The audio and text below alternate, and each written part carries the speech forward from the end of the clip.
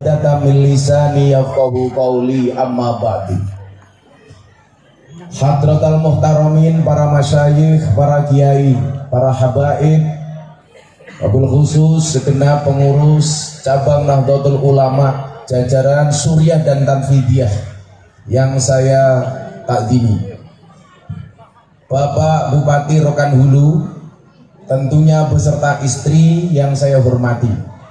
Di mana-mana kalau saya nyebut suami pasti sekaligus istri. Kenapa? Karena saya meyakini tidak ada kesuksesan seorang suami kecuali berangkat dari doa seorang istri.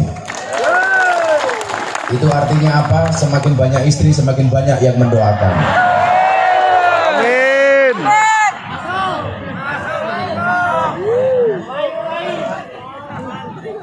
Bapak Wakil Bupati, guyon Bu. Ibu Bupati langsung berbisik sama Bupati, salah ngundang kiai. Bapak Wakil Bupati, Bapak Kapolres, Ketua DPRD dan jajaran Forkompinda yang hadir, yang saya hormati, segenap banom-banom Nahdlatul Ulama. Saya lihat di sana ada ibu-ibu muslimat, juga ada fatayat. Apa sih bedanya muslimat dengan fatayat? Bedanya tipis. Kalau fatayat baunya parfum, muslimat balsem.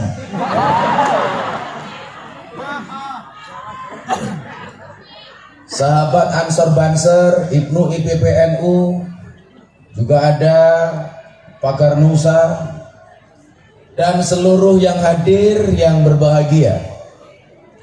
Bila teman membuatmu kecewa, bila pasangan membuatmu terluka, dan bila corona membuatmu menderita, yakinlah Gus Miftah hadir dengan membawa cinta. Pak Bupati, cintaku pada masyarakat Rokan Hulu seperti air kencing di dalam kolam renang. Maksudnya apa? Wujudnya tidak nampak tapi hangatnya bisa dirasakan. Kalau semua yang kita lakukan atas nama cinta, maka Allah pun akan membalasnya atas nama ridho dan cinta. Saya meyakini Anda hadir atas nama cinta, sehingga jam 11 siang yang biasanya panas membara, alhamdulillah pagi hari ini adem dengan angin sepoi-sepoi, matahari yang belum menampakkan sinarnya. Kita husnudzon, mudah-mudahan ini semua merupakan bentuk cinta dari Allah Subhanahu wa Ta'ala. Amin. Maka saya doakan Banser duduk di depan, mudah-mudahan kalian masuk surga pertama kali. Amin. Berangkat setelah pengajian.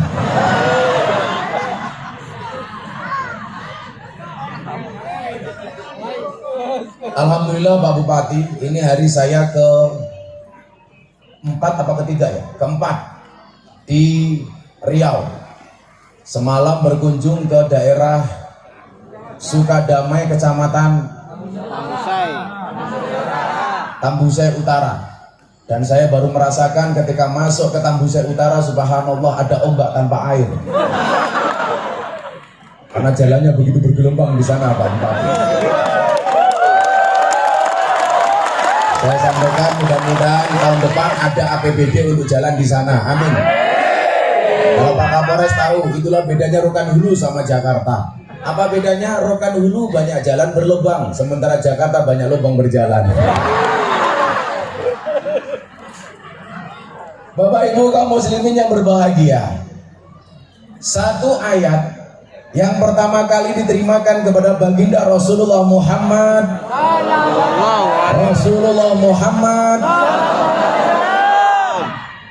bunyinya adalah Iqra bismi rabbik. Ini ayat pertama. Di situ ada bahasa Iqra, di situ ada bahasa bismi rabbik. Iqra itu dimensi akal, bismi rabbik itu dimensi hati. Iqra itu intelektualitas, bismi rabbik itu spiritualitas.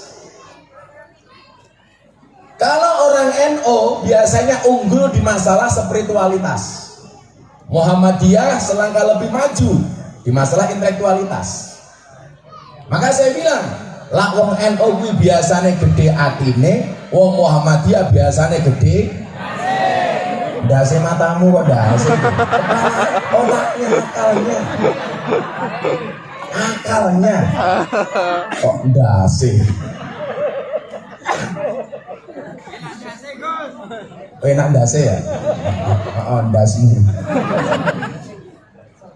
Nah, saya mau berangkat dari intelektualitas dan spiritualitas. Kenapa saya katakan Muhammadiyah secara umum lebih tunggul di masalah intelektualitas? Pembangunan perguruan tinggi, pembangunan sekolah, pembangunan rumah sakit, mereka selangkah lebih maju dibandingkan kita, dan itu kita akui. Tapi persoalan spiritualitas kita jauh lebih unggul dibandingkan mereka. Coba Anda lihat, di mana-mana pengajian yang diadakan oleh orang Nahdlatul Ulama itu jauh lebih besar dibandingkan kelompok manapun. Ini harus diakui, pembangunan pesantren yang tercatat di RMI, Robitoh Ma'ahid Islamiyah, lebih dari 30.000 pesantren. Artinya apa? Kalau satu pesantren ada yang 10.000, bahkan ada yang 20.000, berapa santri yang dihasilkan dari pesantren Nahdlatul Ulama? Yang pengen saya sampaikan adalah bagaimana kemudian kualitas spiritualitas ini diimbangi dengan kualitas intelektualitas. Artinya apa? Orang NU dituntut untuk lebih cerdas. Dalam rangka apa? Dalam semua hal, termasuk menghadapi era kekinian. Kenapa? Karena dakwah sendiri dari masa ke masa itu sudah berubah caranya. Di zaman Nabi kita mengenal istilah dakwah bil lisan, dengan menggunakan kekuatan mulutnya, lisannya. Di zaman sahabat bil kolam, sudah mulai nulis. Di zaman wali bisa kofah, budaya. Bagaimana menyampaikan pesan-pesan agama cukup dengan menggunakan adat istiadat dan budaya serta lagu-lagu yang dikemas oleh para wali. Maka coba kita lihat Pak Bupati menyampaikan bab toharoh tentang bersuci, tidak perlu membaca ayat tentang bersuci, cukup menggunakan lagu, judulnya sluku batok elah si romo menyang oleh payung sluku batok, dari bahasa Arab huslu batnaka, mandikanlah batinmu, bersihkanlah batinmu. Batoe ilahilo batnuhu la ilaha illallah, batin yang baik itu adalah yang senantiasa gumantung marang Allah. Si romo menyang Solo, dari bahasa Jawa si ramo aduso, mandilah menyang berangkat Solo sholat. Makanya kenapa kalau kita mau sholat harus suci. Bahkan persucian dalam Islam diatur sampai hal terkecil soal bersuci. Contoh kamu kencing, ada toharohnya. Maka siksa kubur yang paling berat salah satunya adalah wong nguyuh orang cebok. Bangsa hati-hati. Lagi dinas ngawal kiai malah nengguri panggung, nguyuh ngadeg. Orang cewek sangune malah ilmu tutul ke tiang listrik. Lagi minta terpenguyuh mesti. Oh, ngatur tumpeng. Itulah orang NU. Kalau bikin pengajian jelas, ngamal yen orang ngemil ngomel. Warek. Ngaji yen orang nguntal ngantuk. Saya itu ingat, kok lama-lama tak rasakan ya. Baru ini pengajian di pendopo kabupaten nggak ada kipas anginnya.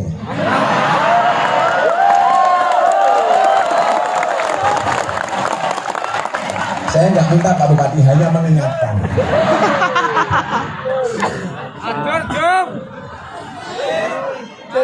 Kipas angin nggak ada, kopinya juga nggak ada.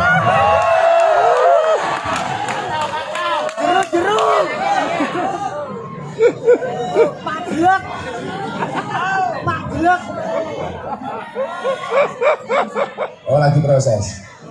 Pak Bupati bilang sama saya, Gus nggak ada kopi, diganti mentahan saja. Kopi mentah matamu.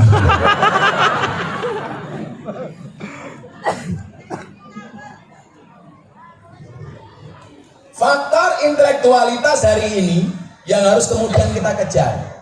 Karena apa? Ternyata Wali Songo sebagai role model untuk kalangan Nahdlatul Ulama dengan begitu cerdas yang menggambarkan Islam yang rahmatan lil alamin dan bisa diterima dengan baik di Indonesia karena cara yang digunakan begitu luar biasa. Ngomong soal kematian, nggak perlu membaca ayat kul innal mautal ladzi tafirruna minhu fa innahu mulaqikum. Nggak perlu. Cukup membuat lagu judulnya apa? Turi Turi Putih. Orang rokan dulu tahu lagu Turi Turi Putih. Turi Turi Putih ditandur nang kebon aku. Bobo menengok malah kalau dek munyuk. Kenapa bisa? Kamu jangan terlalu bersemangat, amplopmu nggak jelas ya.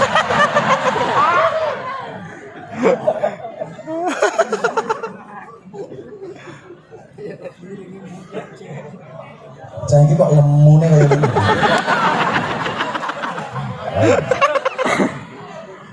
Mesti NO ini lemu. Biar ini kayak besek. Ini sama kau watang kabeh tadi.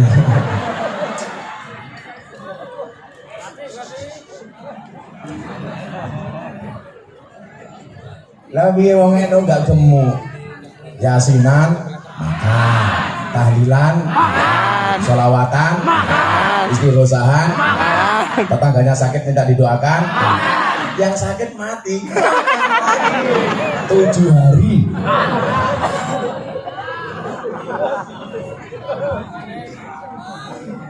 Turi-turi putih sira kabeh tak tuturi wong kuwi yen wis mati dibungkus kain kafan rupane putih. Anda semua saya nasihati, kata Wali Songo, orang itu kalau sudah mati dibungkus kain kafan warnanya putih. Kain kafan warnanya putih hukumnya wajib apa sunnah? Sunnah. Gak wajib apa bupati sunnah. Jadi kalau bupati pengen pakai kafan warnanya pink, boleh, gak apa-apa. Paling malaikatnya teriak, wow kemayu.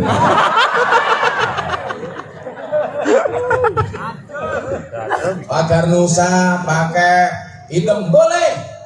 Begitu dibuka malaikat teriak, wow pakai hitam siapa takut. Anda orang NU Banser, oh saya bisa pengen kain kafan warnanya hijau, boleh. Paling malaikatnya bengok, wow lontong. Ditandur itu artinya dikubur. Kebon Agung itu artinya kuburan. Supaya tahu itu kuburan biasanya diwenehi patok, kata orang Jawa. Kalau patok satu itu namanya tenger, kuburan itu patoknya 2, berarti tenger. Lah kenapa dalam budaya Nahdlatul Ulama orang mati dikirim doa karena denger. Apakah ini ada penjelasan rasionalnya? Ada nggak bukti yang menyatakan bahwa orang mati itu denger? Ada. Al-mayyitu fi qabrihi kal gharik al-mughawis. Mayit itu di dalam kuburnya seperti orang yang terombang-ambing yang membutuhkan pertolongan. Denger. Yang tadiru dakwatan, yang menunggu doa. Doa dari siapa? Talhaquhu min abihi, doa yang diharapkan dari bapak ibunya, au min akhihi, atau dari saudara-saudaranya, au min sodikin lahu, atau dari kanca-kancanya. Kanca-kancanya bahasa Indonesianya apa? Saya itu banyak kosakata bahasa Jawa Pak Bupati, itu tidak ada bahasa Indonesianya. Makanya kadang-kadang di bahasa Jawa ada, di Indonesia nggak ada kalimatnya. Contoh, mususi beras. Apa bahasa Indonesianya? Mencuci. Berarti nggak ada bedanya beras dengan sempak. Kalau orang Jawa beras diususi, gelas diisai, baju dicuci. Diksinya seperti itu. Nguyuh anyang-anyangan, nggak ada. Apa bahasa Indonesianya? Kencing tawar-menawar? Nguyuh anyang-anyangan itu bahasa Indonesianya kencing macrit-macrit. Itulah kekayaan bahasa Jawa Pak Bupati. Bahasa Inggrisnya makan itu cuma satu. Apa? Eat. Bupati id, Kapolres id, Wakil Bupati id, DPR id, Banser id. Coba kalau bahasa Jawa. Dah, urung-urung badok, cangkemmu itu. Kamu yang sabar dong. Kok kamu kasar? Halus dong kayak aku. Dahar, net, mangan, madang, muntal, badok, gaglak, nyekek, nutul, nyosor, mentok. Siapa kayak bupati lebih nopo? Dahar, enak. Siapa itu? Kapolres lebih nopo? Ngedi, enak. Siapa kayak Banser lebih nopo? Badok.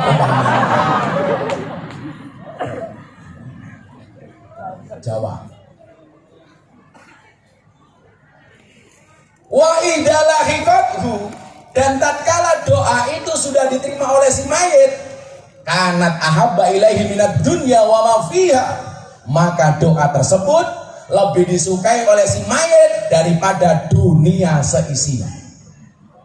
Wa anna hadayal ahya lil amwat ad-du'a wal istighfar, karena hadiah orang hidup kepada yang mati adalah doa dan istighfar. Wali Songo menyampaikan perihal itu cukup dengan lagu judulnya Turi Turi.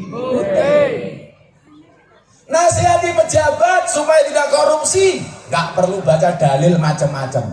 Cukup dengan lagu judulnya Gundul Gundul Pacul. Makanya besok kalau Anda punya pengajian, ngaturi Pak Bupati, acara selanjutnya sambutan dari Bupati Rokan Hulu, waktu dan tempat dipersilakan. Begitu beliau naik mimbar langsung dikawal.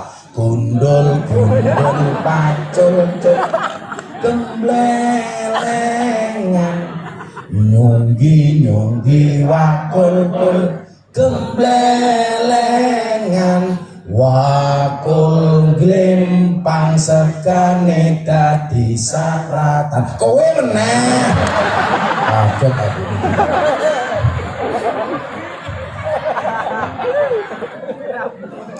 Lagi fokus mak unuk lah.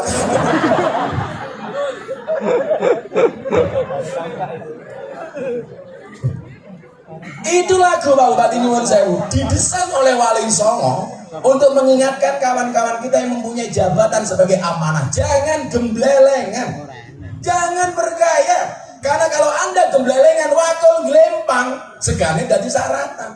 Kalau Anda macam-macam gemblelengan, tumpah. Tumpah karena apa? Karena kelakuannya sendiri, korupsi, maling duit rakyat. Jangan gemblelengan. Saya ditanya sama wartawan, Gus, kenapa sekarang banyak pejabat ditangkap KPK? Itu salahnya guru TK. Gara-gara anak masuk TK diajari cerita judulnya Kancil Nyolong Timun. Lah pentingnya apa coba? Kancil nyolong timun diajarkan kepada siswa. Itu kan gak ada pentingnya sama sekali. Karena TK-nya diajari cerita kancil nyolong timun, begitu jadi pejabat gaweane maling koyo kancil. Irungokno. Hati-hati, kamu jadi bupati boleh, jadi DPR boleh, tapi jangan koyo kancil. Makanya bahasa Gus Miftah kalau ngaji di Senayan sana galak. Kewan sing gaweane mangan tanduran ing sawah jenenge bajing, tapi kok sing mangan duit rakyat jenenge bajingan. Oh, kamu ngomong bajingan ya saya. Makanya hari ini tanda cinta mati, mic-nya mati. Tukang sone tak ajar loh ya. Jangan mati-mati dong. Ini tadi hidup. Kalau enggak ini servernya terlalu jauh. Atau jangan-jangan soundnya belum dibayar. Belum, oh sama.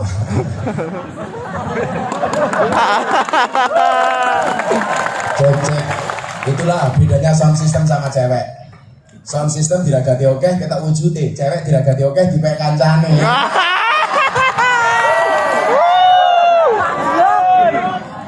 Maka pagi hari ini kita berkumpul. Harlah NO bisa di sini, mudah-mudahan merupakan tanda cinta dari Pak Bupati untuk kita semuanya. Amin. Itu cara yang dilakukan oleh para wali terlebih waktu itu. Oh, mati menang toh. Ada nggak mic yang lebih jelek? Kamu jangan membuat malu Bupati dong. Masa kayaknya cakep, mic-nya bosok. Oh ini tukang soundnya. Kamu tukang son? Oh, tukang foto.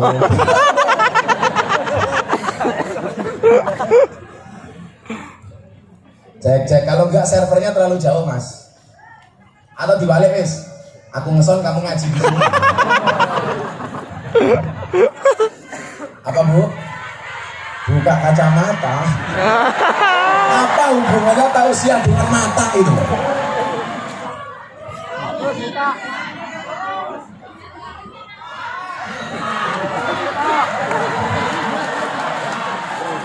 Ya sudah, karena banyak yang masa buka kacamata, pengajian saya akhiri ya.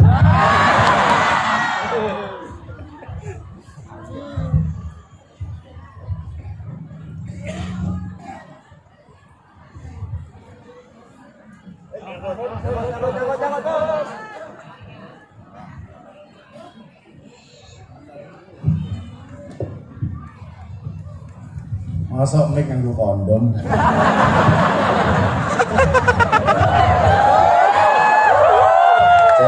Cek. Ayo mas sound system, dibenahi. Cek. Ya mesti cangkemnya rondo.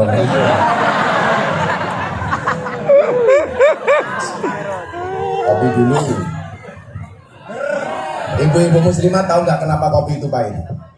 Karena manisnya kamu habiskan. Tapi bohong. Sallu ala Nabi Muhammad. Jadi begitu cerdasnya untayan-untayan syair yang dikemas melalui budaya untuk menerjemahkan ajaran agama. Dan ini merupakan tantangan bagi Nahdien hari ini.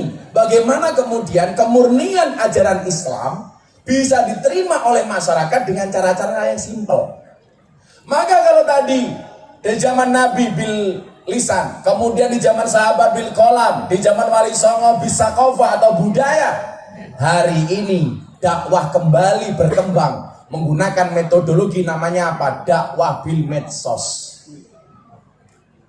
Bagaimana ajaran agama bisa sekian cepat diterima oleh masyarakat? Makanya kita kemas yang menarik. Kalau Wali Songo jelas budayanya nggak perlu diragukan. Walaupun hari ini banyak lagu-lagu Wali Songo yang sudah tidak dihafalkan, kalah sama lagunya orang-orang TK. Saya banyak lagu anak-anak TK yang nggak setuju Pak Bupati. Contoh itu, po ame-ame, belalang kupu-kupu, siang makan nasi, kalau malam minum susu. Sampai hari ini akal saya belum bisa menerima. Sejak kapan belalang itu kalau siang makan nasi, malam minum susu? Lagian kalau lagu ini dinyanyikan sama anak kecil, Bu Bupati, itu salah. Yang siang makan nasi malam minum susu itu anaknya atau bapaknya?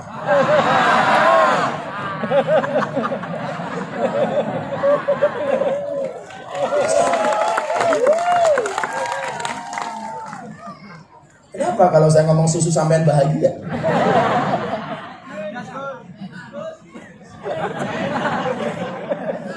Memang sih, cowok itu pada dasarnya seperti soda. Maksudnya, kalau ketemu susu pasti gembira. Ada lagi lagu yang menurut saya nggak perlu dibesar-besarkan. Burung kakak tua hinggap di jendela, nenek sudah tua, giginya tinggal 2. Itu kan lagu pembulian cucu kepada mbahnya. Ibu-ibu muslimat jemput cucunya, malah dihina sama cucunya. Nenek sudah tua, giginya di jendela. Dan satu lagi Pak Kiai PCNU, yang paling saya nggak suka, lagu apa? Balonku ada 5. Ini penghinaan terhadap Nahdlatul Ulama. Bagaimana enggak? Balonku ada 5, rupa-rupa warnanya, hijau, kuning, kelabu, merah muda, dan biru. Meletus balon hijau. Pertanyaan saya, kenapa yang meletus harus balon hijau? Kan masih ada warna merah, warna kuning, warna hijau, warna biru, warna ungu. Kenapa yang meletus balon hijau? Gara-gara yang meletus balon hijau, orang NU disuruh akur itu susah. Kenapa? Mergo balon yang meledos.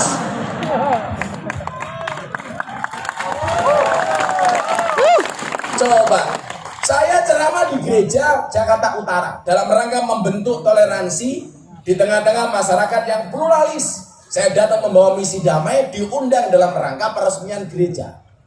Saya ceramah di situ. Publik luar negeri memberikan acungan jempol kepada saya. Bahkan saya diundang oleh wali kota Los Angeles, Amerika untuk berbicara toleransi. Yang dihadirkan siapa? Miftah Kader Nahdlatul Ulama. Mereka kenapa ngundang saya? Gara-gara ceramah saya di gereja Jakarta Utara. Tapi apa yang terjadi? Dibully saya.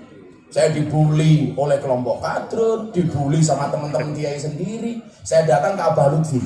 Bah, kenapa saya teman-teman yang lain membuli saya? Persoalannya bukan masalah beda pendapat, tapi karena beda pendapatan.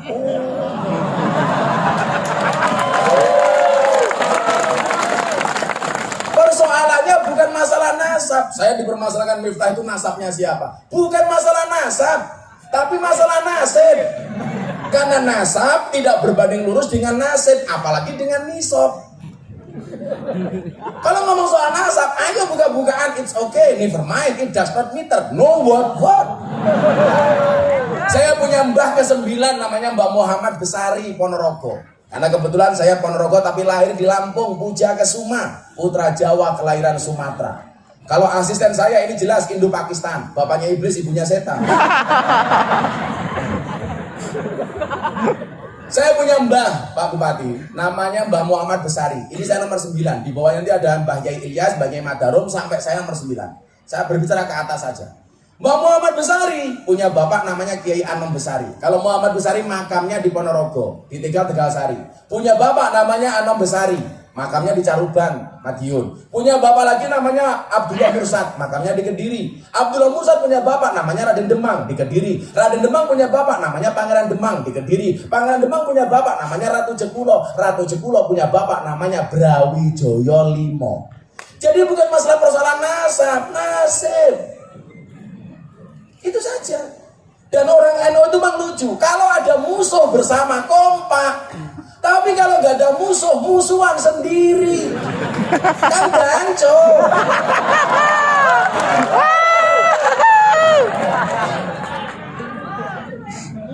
Aku tahu kamu nunggu kalimat itu dari mulut.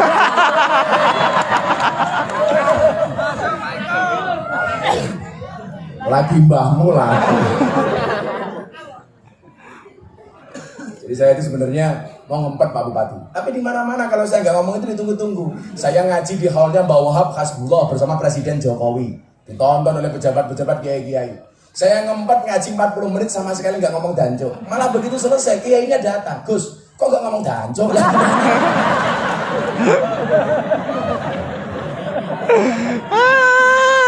Karena saya paham danco itu apa. Tahun 2018 saya ke Belanda di Amsterdam, ke museum di Belanda. Danco itu seorang tokoh di Belanda namanya Danko. Ada yang disebut Jancok.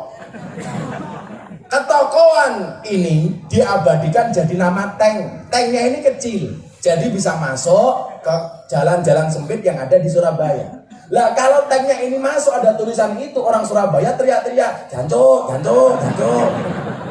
Karena mau ngomong Danko susah. Kok Gus Miftah kalau ngomong Dancok fasih? Lah saya tahu tajwid kok. Jadi makhorijul hurufnya pas. Panjang pendeknya pas. Apalagi kalau bacanya pakai kol-kolah. Dancok kok.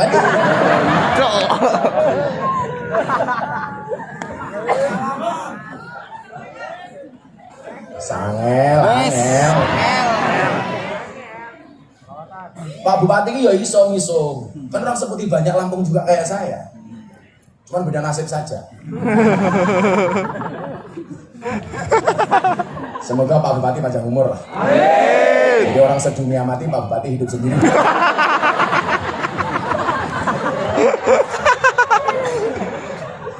Bupati ini batin. Oh iya ini asli.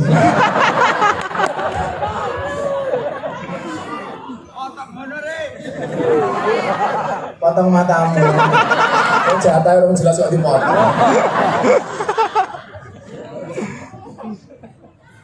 Lah, hari ini di era milenial, kenapa kemarin di sambutan Pak Jokowi di pengukuhan pengurus besar Nahdlatul Ulama, beliau menyebutkan satu nama, Ainun Najib. orang Indonesia yang bekerja di Singapura sebagai ahli IT. Tolong tuh dibawa pulang oleh orang kiai-kiai NU. Kenapa? Karena dia kader NU. Kalau saya melihat ceramah beliau ini, beliau berharap bahwa Nahdlatul Ulama ke depan sadar media. 3-4 tahun yang lalu Pak Bupati, 3 tahun yang lalu ada survei Ustadz yang berpemahaman wasatiyah moderasi. Dari 10 besar Ustadz yang terkenal di medsos, yang dianggap paham moderasi beragama dan wasatiyah itu hanya 1, Gus Miftah. Yang lain semuanya Wahabi dan Salafi. Ini kenapa terjadi? Karena kelompok mereka sadar media, sementara kita nggak sadar media. Maka kenapa Pak Jokowi kemarin mengatakan, tuh ada ahli IT dari Singapura, kerja di Singapura, orang Gresik, bawa pulang ke Indonesia. Karena tantangan zaman berubah. Dan NU tidak pernah kita ketinggalan, tetapi posisi NU sebenarnya harus merawat perkembangan zaman. Contoh begini, saya kemarin dihubungi wartawan gara-gara pendapat saya tentang kripto itu berbeda dengan Majelis Ulama Indonesia. Majelis Ulama Indonesia mengatakan kripto itu haram. Kalau saya nanti dulu. Kita lihat perkembangan zaman. Secara juknis, Islam tidak pernah mengatur alat pembayaran itu apa. Makanya kemudian dari masa ke masa mengalami perubahan. Di zaman awal Islam, alat pembayaran menggunakan apa? Dirham, dinar. Bentuknya apa? Logam. Antara nilai dengan materinya itu sama. Jadi logam itu emas kalau dijual senilai emas. Antara materi dan nilainya sama. Kemudian berubah lagi dari logam menjadi kertas. Yang antara nilai dan materinya tidak imbang. Contoh Pak Bupati, sama-sama kertas, yang satu pakai kopiah Bung Karno, yang satu botak dari Amerika. Itu nilainya berbeda, padahal materinya sama. Kita dengan Singapura, sama-sama kertas, nilainya berbeda, padahal materinya sama. Maka kemudian ada gap dan kesenjangan antara satu negara dengan negara yang lainnya soal mata uang. Maka kemudian muncullah kripto yang menurut saya ini menjadi solusi problem solving dari kesenjangan mata uang antara Amerika dan Indonesia. Kenapa? Karena kripto di masing-masing negara nilainya sama. Orang bilang, kan gak bisa diserah terimakan. Lah bagaimana kamu bisa menyerah terimakan kalau kamu gak punya kripto? Semua serahnya apa, Cok? Gak ada. Gak ada nilai manfaat. Ada, Pak Bupati, tadi saya cerita. Kemarin sebelum Muktamar Nahdlatul Ulama, saya lelang belangkon. Belangkon saya ini saya buat seharga 90.000. Dilelang laku 900 juta. Coba Anda bayangkan, belangkonnya Gus Miftah laku 900 juta. Apalagi sempaknya.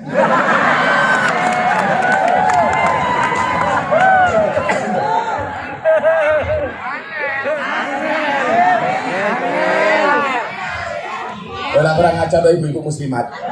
Apalagi isinya. Emangnya aku cowok apaan? Dan Pak Bupati, belangkon saya itu dibeli dengan menggunakan kripto. Kalau kemudian ada pendapat yang mengatakan, oh kripto itu boleh untuk komoditi, tapi nggak boleh untuk alat tukar. Kemarin yang punya kripto beli belangkon saya, sebelum beli kriptonya dikaskan dulu melalui mekanisme wallet, ditransfer ke wallet, kemudian ditukarkan menjadi rupiah. Baru untuk bayar belangkon saya 900 juta. Saya sumbangkan untuk Muktamar Nahdlatul Ulama di Lampung. Nah, kemarin sebelum berangkat ke sini Pak Bupati, saya dapat 3 penghargaan dari LEPRID, Lembaga Prestasi Indonesia dan Dunia. Yang pertama, belangkon paling mahal sedunia, 900 juta. Anak-anak Banjar, ibu-ibu muslimat, fatayat ingat ya. Kulla syai'in idza kasura rahusa ilal adab. Segala sesuatu kalau banyak pasti murah kecuali adab. Maka kalau kamu pengen menjadi mahal gampang, jadilah yang sedikit. Kiai banyak yang pakai belangkon jarang, maka mahal. Kiai banyak, tapi yang mau ngaji di lokalisasi jarang, hanya Gus Miftah. Berarti Gus Miftah termasuk barang langka. Kalau langka Gus Miftah antik, kalau antik Gus Miftah harganya mahal. Pak Bupati, mahal. Terus murah, dinyang. Iya foto-foto wae. Oh wartawan. Akekmu kok keren. Itu batu nisan ya.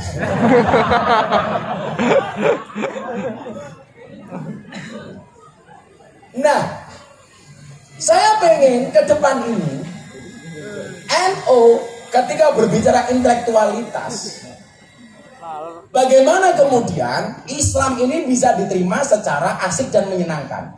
Kalau posisi beragamanya jelas, wa kadzalika ja'alnakum ummatan wasaton, bahwa orang NU itu harus mempunyai paham wasatiyah, moderasi, tidak boleh kaku, nggak boleh ekstrim kanan, nggak boleh ekstrim kiri. Posisi kita di mana? Tengah-tengah, namanya wasatiyah. Baik di dalam beragama maupun berbangsa. Dari tadi saya tengok belum datang kipasnya.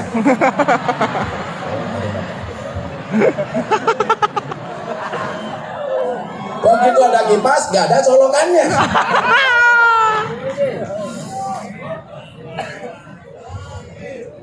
Kan aku sumo.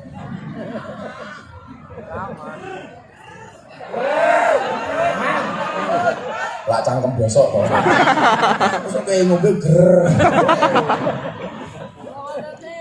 Iya ngono, pengajian depan dia itu kayak selonjor ke, walah yu. Walah yuk. Masa itu kayak meletek-meletek. Tuh kayak meletek-meletek coba nih mama. Halah. Lah ibu bupati yo lumrah karo Pak Bupati, mama iya papa. Lah kowe gaweane ning kebun sawit mama. Mama iya papa. Mama kemana ngarit papa? Mama kok ngarit? Papa kemana? Brondol.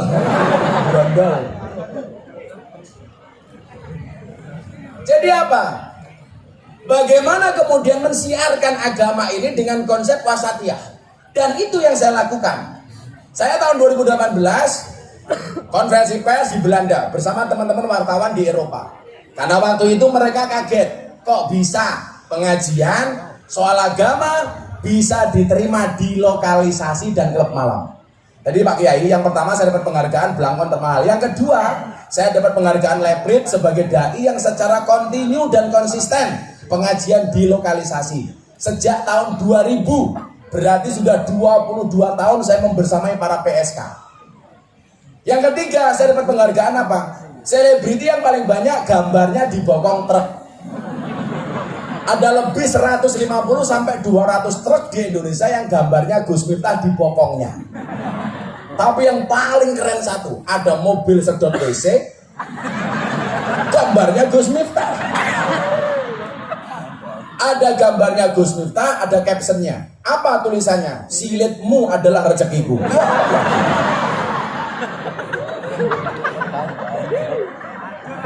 Jadi gak ada Pak Bupati artis atau selebriti di Indonesia yang gambarnya lebih banyak dibandingkan saya yang dilukis di bokong truk. Dan umpamanya ngomong soal pasangan suami istri, di situ gambarnya Gus Miftah. Quote-nya apa? Pasangan terbaik bukan yang datang dengan segala kelebihannya, tetapi yang tidak meninggalkan kita dengan segala kekurangannya. Amalan NU dihina, bid'ah, sesat dan lain sebagainya. Maulid Nabi bid'ah, tahlilan sesat. Saya buat. Di situ ada truk gambarnya Gus Miftah, ada captionnya. Cukup Rogib dan Atib yang menilai amalku, cangkemmu ra usah melu.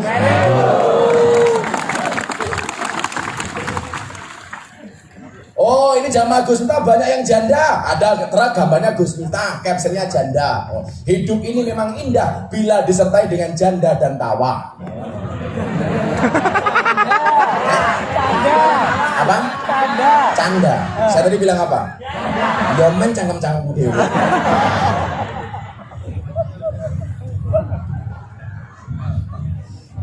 Rondo gue telat ya.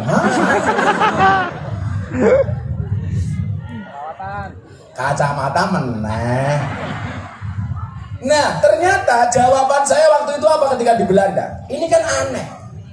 Agama yang berkaitan dengan moral dan etika bisa diterima di klub malam yang berkaitan dengan maksiat dan dosa. Kalau saya pengajian sama ibu-ibu muslimat Fatah, ini normal, pakaian rapi. Kalau yang saya hadapi di lokalisasi dan klub malam, Bu, wow. Kan laki-laki mau begitu. Kalau di jalan lihat cewek cantik, wow. Pulang lihat istrinya di rumah, weh. Orang ajar orang lanang. Makanya ibu-ibu ingat ya, cowok itu kelemahannya di mata, cewek itu kelemahannya di telinga. Karena cowok itu kelemahannya di mata, itulah kenapa perempuan dituntut untuk pinter make up dan dandan. Kalau Anda mengatakan, wah gak penting dandan, toh saya udah punya suami, hei hati-hati. Kalau kamu gak bisa dandan dan make up, ingat, di luar sana pelakor lebih menakutkan daripada hantu kuburan.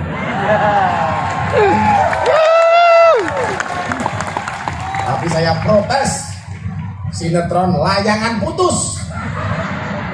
Gara-gara sinetron itu semua laki-laki dicurigai sama istrinya. Pak Bupati ingat ya, perempuan itu kalau disakiti nggak pernah lupa, tapi kalau menyakiti nggak pernah ingat. Itulah perempuan.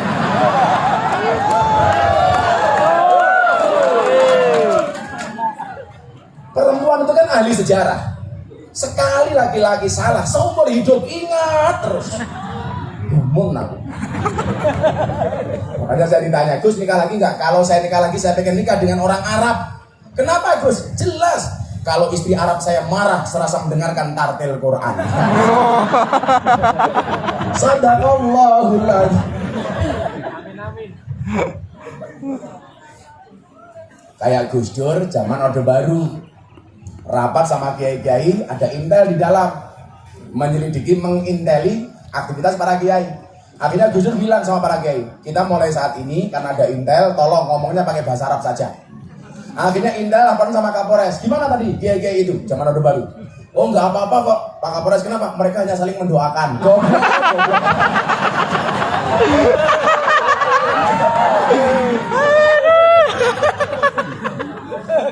Nah intelnya. Makanya ini Pak Jokowi dari Jakarta pindah ke Kalimantan Nusantara, namanya saya setuju. Karena Nusantara itu kepanjangannya adalah NU, santri, polisi, dan tentara. Ya, sebelum saya lanjutkan selawatan dulu yuk. Suara saya berat, gak enak. Tim Hadra siap-siap. Mau ke susu. Saya kira siap. Bayarnya lah jelas. Abu oh. Shallu ala Nabi Muhammad. Teriak yang kencang. Yang selawatnya kencang, saya doakan semuanya masuk surga. Amin. Bahasa nono kipas oke banget. Mas, saya minta yang ini aja, yang anak agak kesana aja mas, untuk jamaah. Mas, ini kebesaran miku keganggu. Ini kesini, itu kesana. Yang saya ini aja. Atau diwale mas, aku pegang kipas, kamu pegang mic sini. Shallu ala Nabi Muhammad. Terlalu dekat mas, agak belakang aja mas. Kok budek tadi? Agak belakang aja dikit, jangan maju-maju. Karena kena mic-nya bersuara di musuh. Agak belakang. Ya, salawatan NU dan NKRI. Ibu-ibu, salawatan. Kalau Anda minta ijazah dari saya, gampang. Banyak salawat. Kamu punya anak nakal, gampang. Anakmu tidur, pegang kepalanya, salawati. Allahumma sholli ala Sayyidina Muhammad wa ala ali Sayyidina Muhammad. Al-Fatihah, pegang kepalanya. Bapak-bapak sama, punya istri cerewet, gampang. Tidur, cekat cangkemnya. Allahumma sholli ala Sayyidina Muhammad. Berarti lah kau dibujuk galak tau. Bujumu turun cekat cangkemnya. Allahumma sholli ala Sayyidina Muhammad wa ala ali Sayyidina Muhammad. Moga-moga bujuku cangkemnya cerewet. Al-Fatihah. Kok di Fatihah tetap cerewet, gampang. Tambahi Yasin dan tahlilnya.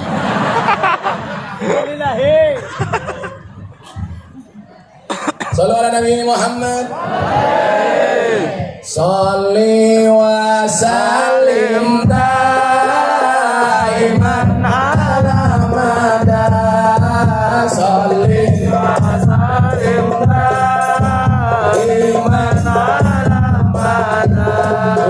Wal ali wal ashabi wal ali wal ashabi. Semuanya tangan diangkat untuk kanjeng Nabi. Sholli wa sallim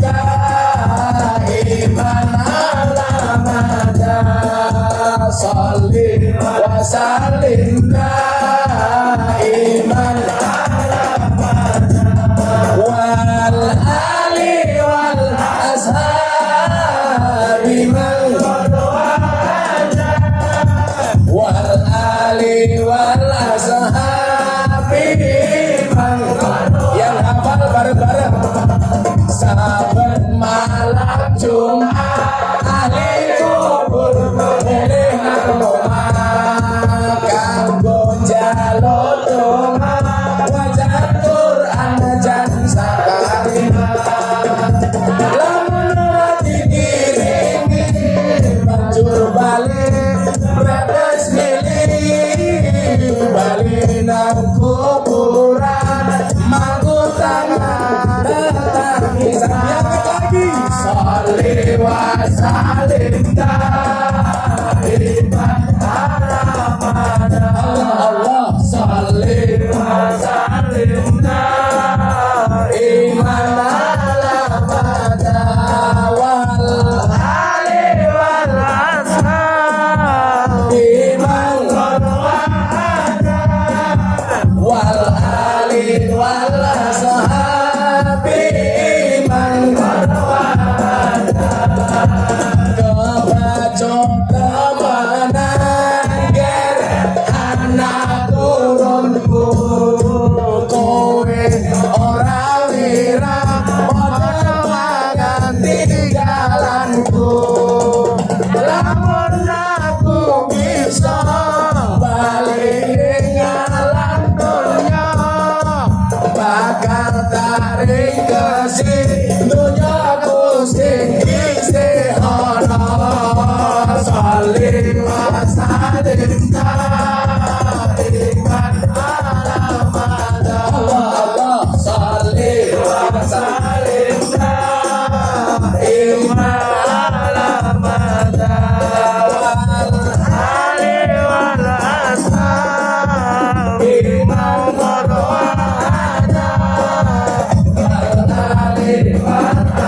sekarang dijawab ya Dirjen bareng-bareng.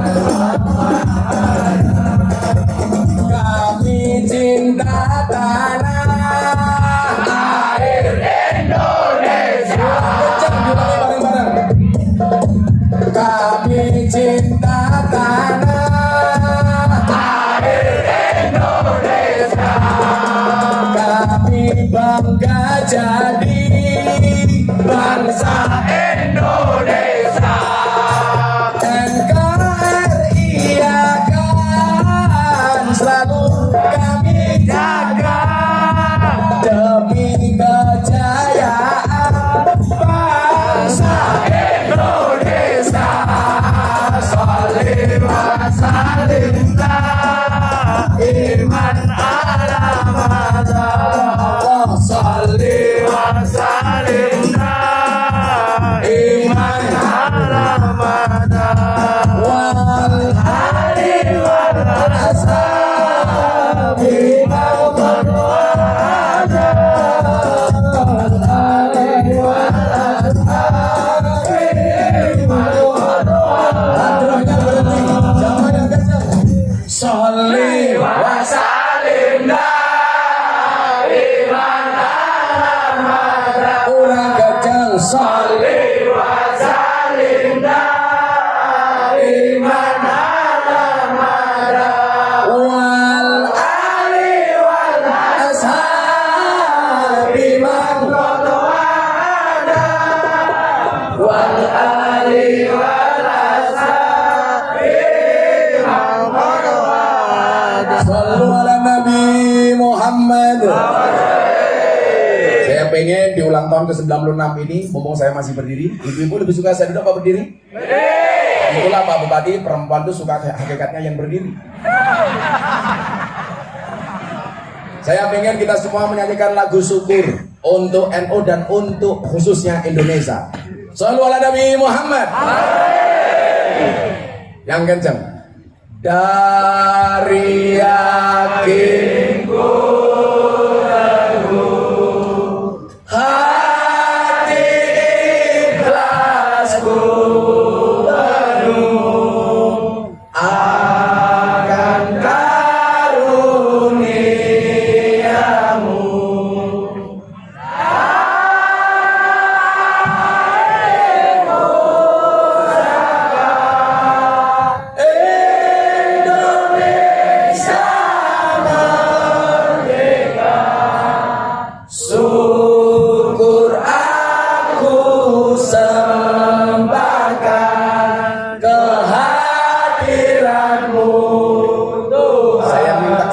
supaya yang lupa jadi ingat bahwa kemerdekaan bangsa Indonesia merupakan sumbangsih dari para pahlawan, termasuk pahlawan-pahlawan Nahdlatul Ulama. Amin. Maka tolong dinyanyikan secara khusyuk supaya Allah Subhanahu wa taala mengangkat derajat bangsa Indonesia. Shallu ala Nabi Muhammad. Dari yakinku lebih kencang.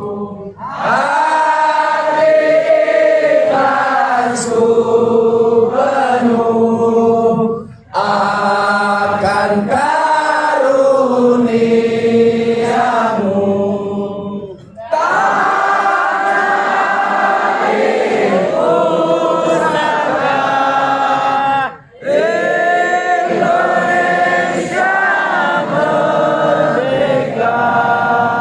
syukur aku sembahkan kehadiratmu Tuhan. Sallallahu alaihi Nabi Muhammad. Merdeka.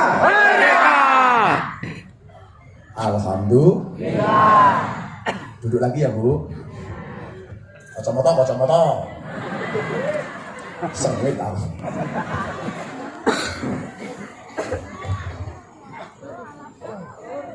Bine. Nah. Kamu tahu bedanya jeruk sama kamu? Nggak tahu.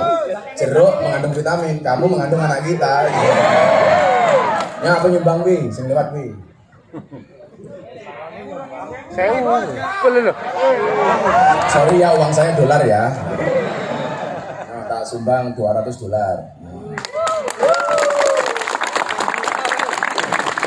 Pak Bupati, dijoli.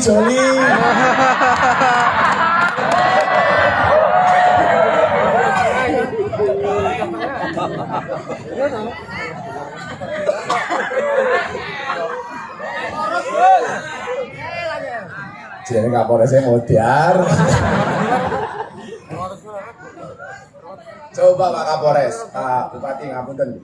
Bagaimana kemudian kita mensiarkan, menggelorakan nasionalisme, patriotisme melalui media-media pengajian dan majelis taklim.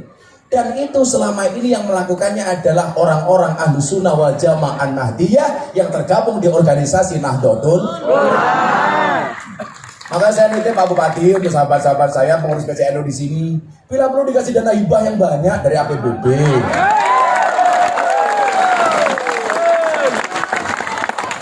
Saya nggak minta, hanya mengingatkan.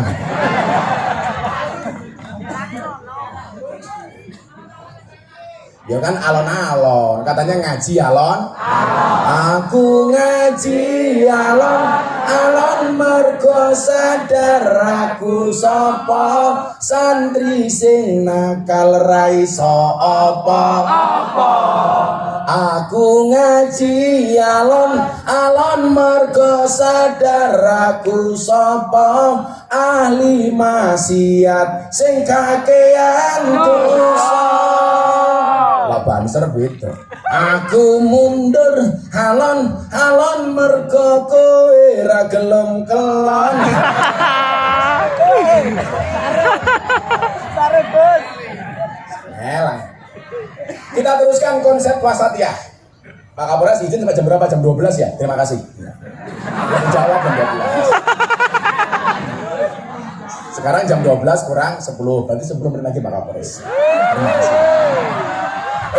Dari Kapolres bukan saya. Bener Pak? Ya itu loh. Sing suwe Gus. Iya ngono, bocah akhirnya nggak kosong otot. Anaknya itu kan ngelas.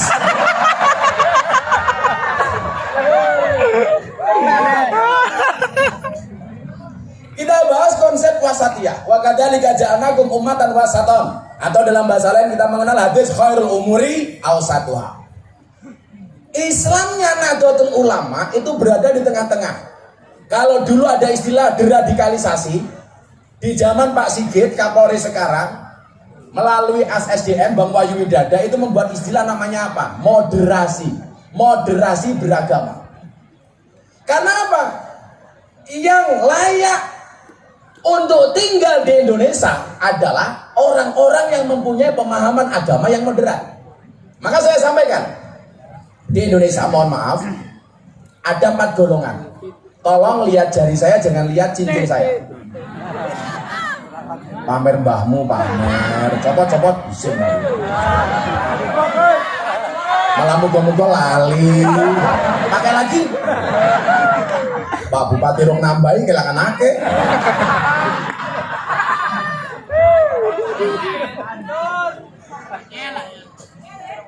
Coba ini Anda pahami. Ada 4 golongan. Yang pertama, golongan yang agamanya, amaliyahnya, akidahnya Ahlus Sunnah wal Jamaah dan berbangsanya berideologikan Pancasila. Akidahnya Ahlus Sunnah, ideologi bernegaranya Pancasila. Ini adalah golongan yang paling ideal untuk tinggal di Indonesia. Kenapa? Amaliyahnya wasatiyah, moderat, dan berbangsanya mengakui Pancasila sebagai ideologi negara. Ini nggak bisa ditawar-tawar. Yang pertama. Yang kedua, akidahnya Ahlus Sunnah, tetapi ideologinya khilafah HTI. Hati-hati, ini yang sering menipu. Amaliyahnya sama dengan kita, ya tahlilan, ya sholawatan, ya kunutan, ya wiritan. Tetapi konsep berbangsa dan bernegaranya dia mengusung konsep khilafah. Saya sampaikan, gak ada satu negara di dunia yang berhasil dengan konsep ini. Karena apa? Konsep ini sudah di zaman Nabi. Dan setelah itu mohon maaf, Utsman mati terbunuh, Ali terbunuh. Padahal waktu itu beliau adalah khalifah yang luar biasa. Pertanyaannya adalah, kalau hari ini di Indonesia mau dibuat khilafah, yang mau jadi khalifah sopo?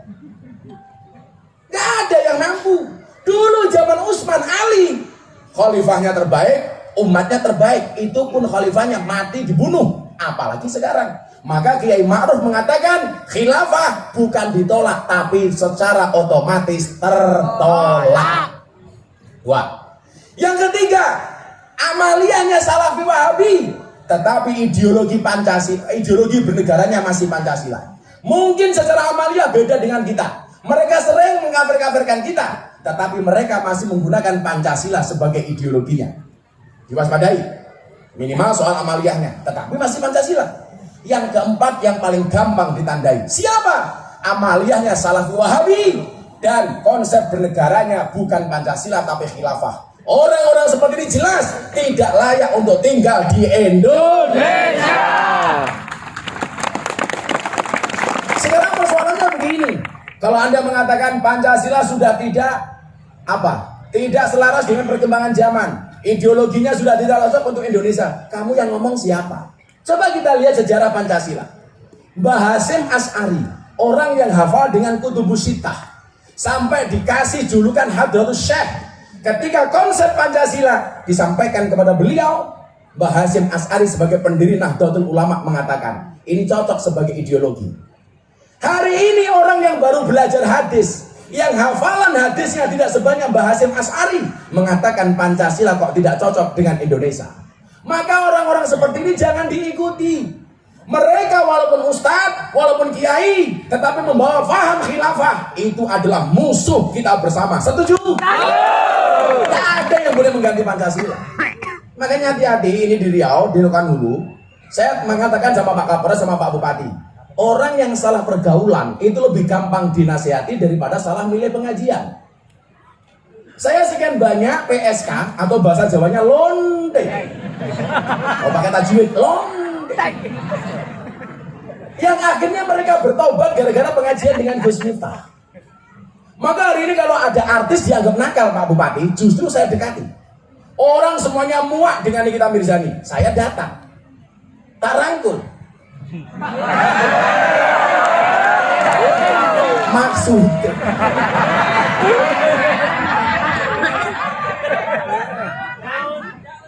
tulanmu kurang adol, koncomu kurang oke, turumu kurang beli, kopimu kurang panas. Kenapa?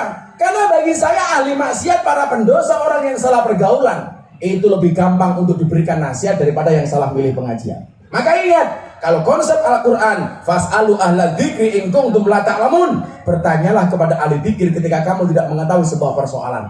Bertanyalah kepada ustadz yang akidahnya Ahlus Sunnah dan wawasan kebangsaannya ideologinya Pancasila. Ikutlah pendapat ahli, jangan ikut-ikutan orang yang ahli berpendapat. Saya ulangi, ikutlah pendapat ahli, jangan ikut-ikutan orang yang ahli berpendapat. Kenapa hari ini semua orang bisa memposting dirinya sendiri, bisa memviralkan pendapatnya sendiri, dan kadang-kadang tanpa pernah kita sadari, kita evaluasi, tahu-tahu kita sharing. Hati-hati, saring sebelum sharing. Postinglah yang penting, jangan yang penting posting. Kalau mengikuti follow ustadz-ustadz yang ramah, jangan ustadz-ustadz yang mengajarkan kebencian, provokatif. Ini tidak dibenarkan dalam agama. Maka saya bilang, Gus, sebenarnya pemimpin itu boleh nggak dikritik? Boleh, saya bilang nggak boleh. Tapi dengan cara yang baik. Saya kasih satu riwayat. Saya nggak bilangin Pak Bupati, juga belum ngamplopi kok. Tapi ini fakta. Habis pengajian insya Allah. Laura lali. Lali ya santet.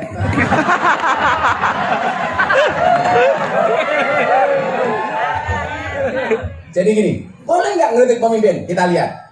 Ada khalifah besar, namanya Harun Ar-Rasyid. Ini presiden besar. Harun Ar-Rasyid ini mohon maaf, satu ketika didatangi oleh ulama yang kasar, Pak Bupati. Dia mengatakan kepada Harun Ar-Rasyid, ini nasihun lak. Hei presiden, saya pengen menasihati Anda. Pak Musa bidun alaika, tapi mohon maaf, nasihat saya sangat keras. Galak pokoknya. Serem. Tidak teriak takbir. Oh, seperti itu. Kalau kita orang NU nggak usah gitu-gitu lah. Jangan jual murah takbir. Kalau dulu zaman perjuangan ada kacang di asma sama kiai, takbir Allahu Akbar, lempar jadi granat. Sekarang takbir nutup rumah makan. Ya Allah.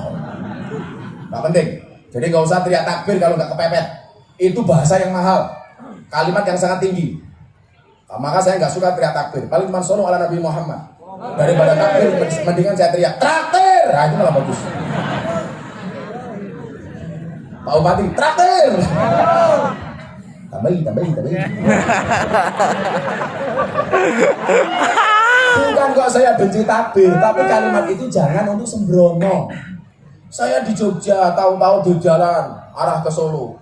Takbir, Allahu Akbar, ganti Pancasila dengan khilafah, Allahu Akbar. Langsung mobil saya buka, saya jawab, Sami Allahu liman hamidah. Masuk itu jawab, Rabbana walakal hamd. Malah kayak orang sholat. Saya akan menasihati Anda Presiden, tapi nasihat saya sangat keras. Fala tajidanna fi nafsika alayya sayan. Tolong Anda jangan marah. Apa jawaban Presiden Harun Ar-Rasyid?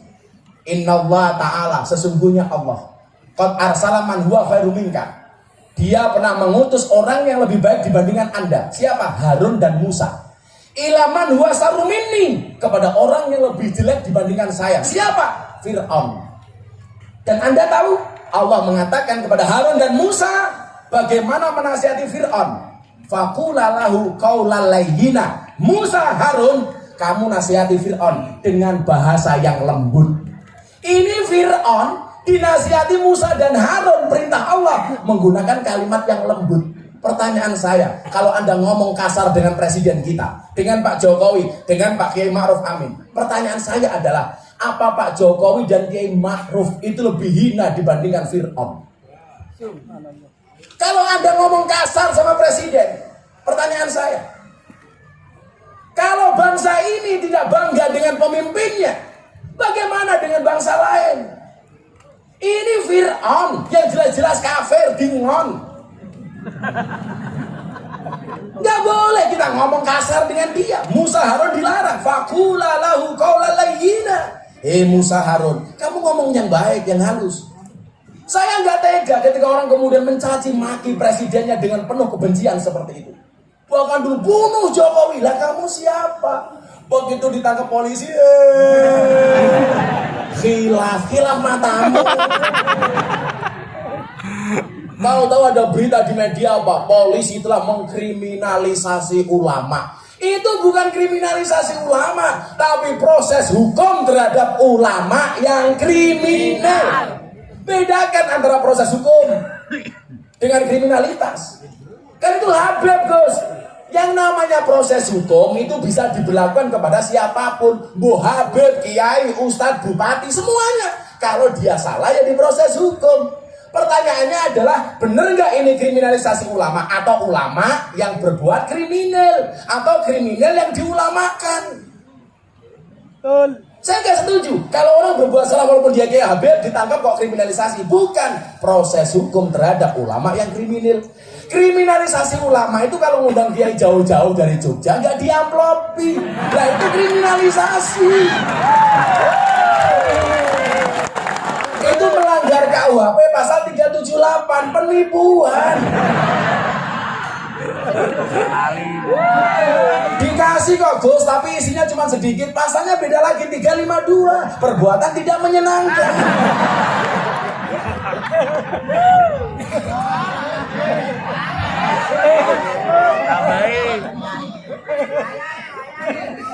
Wayai. Nah, posisi Nahdlatul Ulama itu wasatiyah. Artinya apa?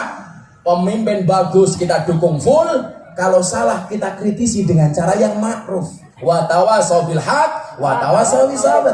Persoalannya di Indonesia adalah orang itu kalau sudah benci, sebaik apapun prestasi pemerintah tetap dicaci maki. Contoh soal ibu kota negara. Begitu diteken sama Jokowi, dipindah ke Kalimantan. Di parlemen kalah, mereka membuat parlemen jalanan. Yang jadi apa? Permusuhan, provokatif, membuat onar. Justru membuat ketersinggungan kawan-kawan kita yang ada di Kalimantan. Dengan mengatakan Kalimantan tempat pembuangan jin, setan, demit, gendruwo. Ini kan bahasa yang sama sekali tidak dibenarkan oleh agama. Kalau saya santai Gus, ibu kota pindah ke Kalimantan, saya bilang tidak masalah ibu kota kembali, tidak masalah ibu kota pindah ke Kalimantan, asalkan kamu tidak kembali ke hati mantan. Ya.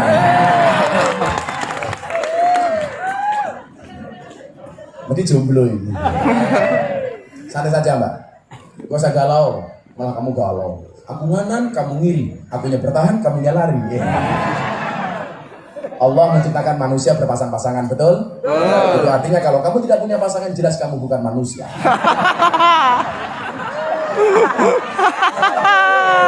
Jangan gitu Gus. Kasihan Gus. Wahai para jomblo, ingatlah, jangan sekali-kali kamu mati dalam keadaan jomblo. Kenapa? Karena Dajjal itu statusnya jomblo. Artinya kalau kamu mati dalam keadaan jomblo, saya curiga, jangan-jangan kamu cucunya Dajjal.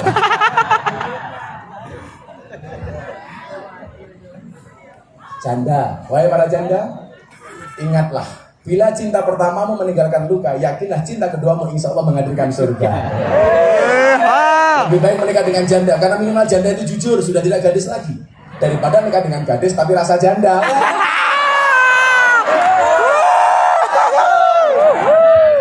Kata Pak Kapolres, janda kalau nikah dengan janda itu tidak ada malam pertama, tapi adanya malam terusan. Allah, nyanya kayak. Oh, winter apa itu? Itu mantan copet ya. Contoh begini, cara orang Eno nasihati pemimpin kayak Pak Bupati. Coba dulu kita punya lagu. Dondong opo salah, duku cilek. Andong opo becak, melaku time. Sekarang kita belajar. Ini cara menasihati pemimpin dengan konsep wasatiyah. Pak Bupati, dondong apa salah? Dondong maupun salah nggak ada yang dipilih. Kenapa? Karena dondong itu tidak ada keselesaian antara luar dan dalamnya. Jobone halus, dalamnya tencrongot. Maka dondong nggak dipilih. Makanya kalau Anda punya suara serak kayak saya, pengen sembuh gampang. Dondong isinya ditali, masukkan ke sini, tarik. Jebol telanmu. Dondong nggak dipilih karena nggak ada keselesaian. Salah juga gak dipilih, walaupun dalamnya bagus, tetapi aktualisasinya di luar kasar. Maka mau dondong maupun salah, ini gak ada yang dipilih. Pak Bupati kalau ngupas salah gimana? Pasti begini toh, salah Pak. Cara wong Jogja gak begitu Pak, karena kan saya di Jogja banyak kebun salah. Jadi cara ngebuka salah itu bukan begini Pak, pasti tangannya terluka. Seperti terlukanya hatinya Bapak.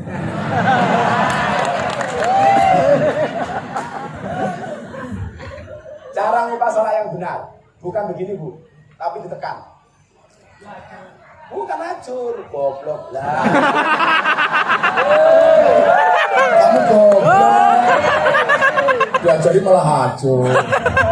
Emangnya hatimu. Ini Dondong dan Sarah nggak ada yang dipilih, Pak. Tapi yang dipilih apa? Duku cilik-cilik. Walaupun cuma kecil, duku terpilih. Kenapa? Karena ada kesesuaian antara luar dan dalamnya. Luarnya halus, dalamnya halus. Maka pemimpin hari ini, mohon maaf, banyak orang yang sebenarnya niatnya bagus, tetapi caranya kurang bagus. Itu digambarkan seperti salah. Banyak orang yang lip sync-nya bagus, penampilannya keren, tetapi hatinya jahat. Orang-orang seperti itu juga tidak layak menjadi pemimpin. Maka seperti duku saja, Pak. Walaupun kecil, tapi ada kesesuaian antara luar dan dalamnya. Ini tidak Tony Boster, waton muni do bose tante. Becak tanpa pel, waton jeplak tanpa Mikir. ban becak tanpa pelek, waton jeplak ra nganggo utek. Gajah dibelangkoni, ora sedeng.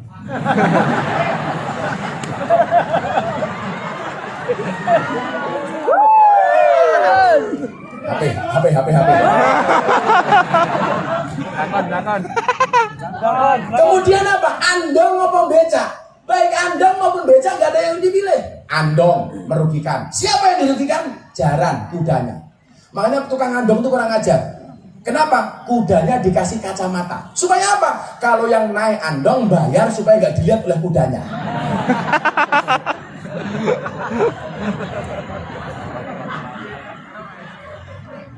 Hancur, Gus. Andong gak dipilih, merugikan kuda. Becak gak dipilih. Kenapa? Mohon maaf, membuat repot tukang becaknya. Saya dulu Pak Bupati di Jogja 6 bulan jadi tukang kayu becak untuk biaya kuliah saya. Maka sejak saat itu saya bilang sama Tuhan, saya besok harus punya pondok pesantren yang saya gratiskan untuk teman-teman yang kuliah di Jogja. Maka keluarganya Pak Bupati di sini mau kuliah di Jogja, silakan mondoknya di tempat saya, gratis sak mangane. Itu artinya apa? Kalau Pak Bupati nambahi banyak, berarti nambahi santri, bukan nambahi saya. Kalau nggak nambahi, dolen dengan santri saya.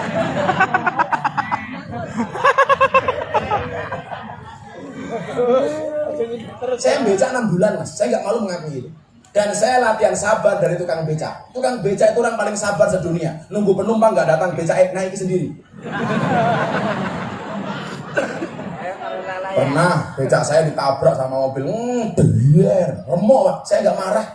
Saya malah nyanyi lagu India. Matane.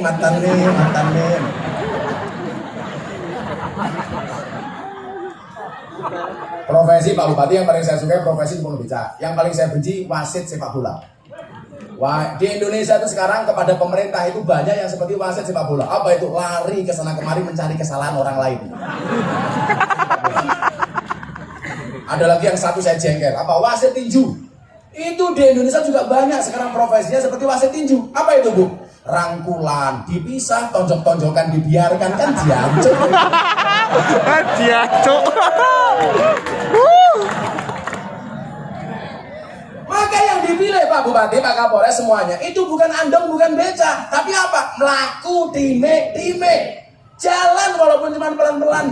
Kenapa? Karena nggak merugikan siapapun. Maka kemudian kita punya konsep khairun nas anfa'uhum linnas. Manusia terbaik adalah yang paling banyak manfaatnya untuk orang lain. Dan NU menyampaikannya dengan cara wasatiyah moderat. Ayo kita buat Nahdlatul Ulama ke depan semakin lebih maju. Dengan cara apa? Cara-cara yang moderat. Karena saya menyampaikan Islam dengan cara moderat, banyak orang yang masuk Islam melalui saya. Deddy Corbuzier sudah bertahun-tahun belajar Islam, gak pernah mantep. Ketemu saya 8 bulan, mantep masuk Islam. DJ Katy Butterfly dari Thailand. Dulu Bu kalau nge-DJ manggung, Masya Allah, pakai celana pendek, sampai di sini cuma sempakan tok, pakai behanan tok. Gus minta nonton. Kan aku pakai kacamata. Bukan untuk membatasi pandangan, supaya kalau ngelirik nggak kelihatan. Tapi atas kesabaran saya menyampaikan Islam, dia masuk Islam. Saya ceramah di gereja, ditelepon sama orang ateis dari Belanda. Bro, I will to be Muslim. Masuk Islam. Saya ketemu dengan orang Islandia, bertanya tentang kenapa perempuan Islam harus berjilbab. Apa jawaban Gus Miftah? Ketemu saya 10 menit masuk Islam, padahal dia ateis. Kenapa? Karena saya menyampaikan Islam secara moderat. Begitu ketemu saya, dia tanya, who are you? Kamu siapa? I am Ustaz. Dia nggak tahu apa itu Ustaz. What is the meaning of Ustaz? Saya bilang, Ustaz is Muslim teachers. Ustaz itu adalah guru agama Islam. Kemudian dia tanya begini, saya tanya ganti, and you? I am Audurlinda from Iceland. Agamamu apa? Ateis. Loh, kenapa kamu jadi ateis? Because God is nothing. Karena Tuhan itu nggak pernah ada, dia bilang. Religion is fiction. Agama itu hanya fiksi. We are believe in science, not in God. Kami hanya percaya dengan ilmu pengetahuan, tidak percaya dengan Tuhan. Ketemu saya 10 menit. Gantian dia tanya sama saya, Ustaz, kenapa perempuan dalam Islam itu terkungkung dan terpenjara? Mereka berjilbab, geraknya dibatasi, nggak boleh disentuh kecuali dengan pernikahan. Itu kan memenjarakan perempuan. Apa jawaban saya? Kamu tahu nggak? You know Queen Elizabeth? Anda tahu nggak? Rajanya Inggris, namanya Ratu Elizabeth. Dia disucikan, dimuliakan. Tidak semua orang bisa mendengar ke Queen Elizabeth.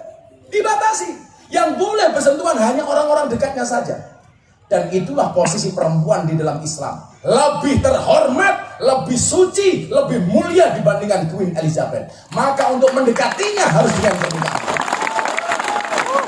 Saya bilang begini, justru bukan kami memenjarakan mereka, tapi dalam rangka kami memuliakan mereka. Maka mbak-mbak, kalau ada cowok suka sama kamu, katakan sama cowokmu, Mas, kalau kamu mencintaiku, lakukan satu di antara dua, halalkan atau tinggalkan. Tahu bulat digoreng dadaan cuwil iki regane 500-an kok. Mosok nakmu gede rasane enak modal gratisan.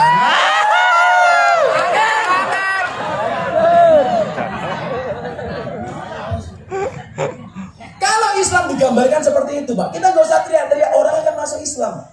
Saya itu hampir tiap hari, Pak Bupati, ada dari Australia, terbang dari Canberra ke Indonesia, hanya ketemu saya, pengen diislamkan. Ketika saya tanya, kenapa kamu pengen masuk Islam melalui saya? Because your Islam is enjoy, relax, happy. Karena Islam Anda menyenangkan. Akhirnya saya Islamkan, Bu. Namanya Antonio Scott Dory dari Canberra, Australia. Malah kayak Iwak atau Dory. Selesai Islam, bojo saya masak, Bu. Dimasaknya sayur bung.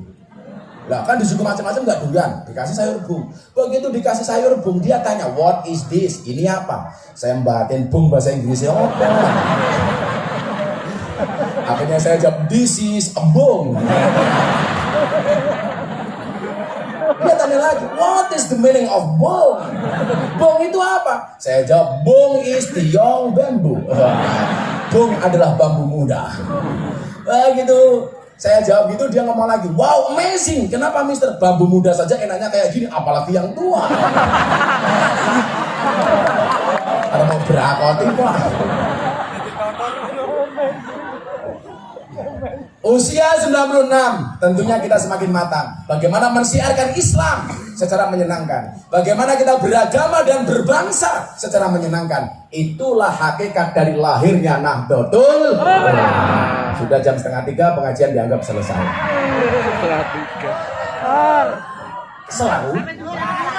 Kenapa? Sampai duhur, ini udah duhur Pak. Waktu Jogja. Hasbi Rabbi Jallallah. Cukuplah Allah yang Maha Agung sebagai penolongku. Maafi qalbi khairullah, tidak ada sesuatu pun di dalam hatiku kecuali asmamu ya Allah. Nur Muhammad sallallahu, cahaya Muhammad yang Allah berselawat kepadanya. La ilaha illallah, tidak ada Tuhan kecuali Allah. Shallu ala Nabi Muhammad. Hasbi Rabbi Jallallah.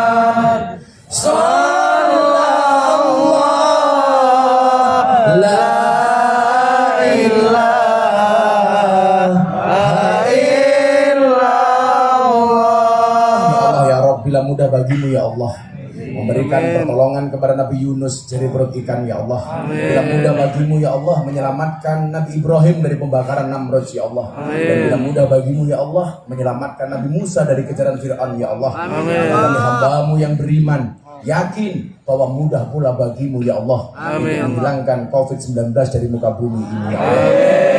Ya Arhamar Rahimin. Allahumma rizukna istiqomah ya Allah. Siapapun yang hadir siang hari ini ya Allah, berikan kepada kami, anugerahkan kepada kami kehidupan yang istiqomah. Allahumma rizukna biziyadatil ilmi wa rizqi wal ibadah.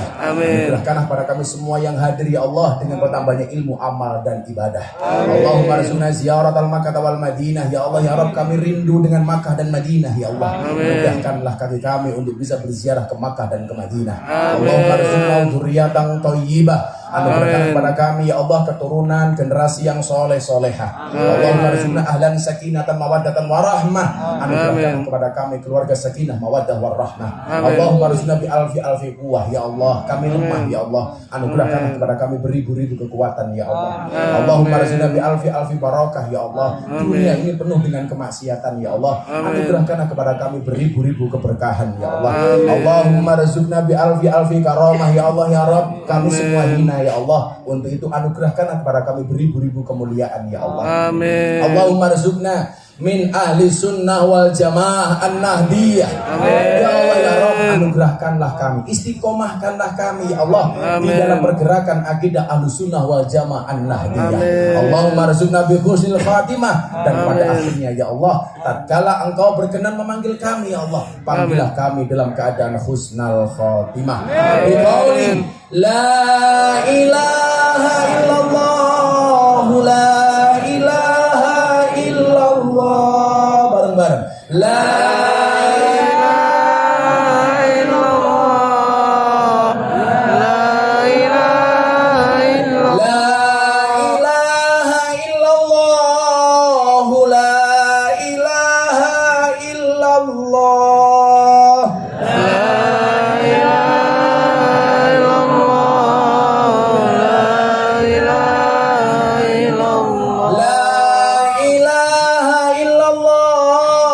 Sayyiduna Muhammadur Rasulullah.